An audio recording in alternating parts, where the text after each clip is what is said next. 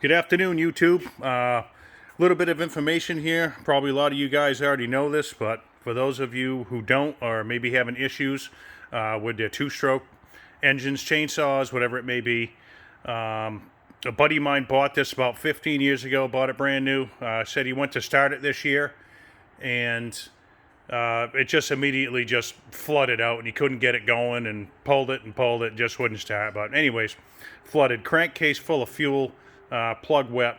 I had to dry it out, and I took the carburetor apart, and this is what I found right here. See how dried out that diaphragm is? It's all dished out, and that's just pushing down on your metering lever and your needle and seat and just flooding it out. So for those of you who may be having issues with this, that's something to look for. I put a brand new carburetor kit in it, and it runs fine. So hopefully this video helps somebody out, and as usual, I appreciate everybody watching. Thank you, and have a great day.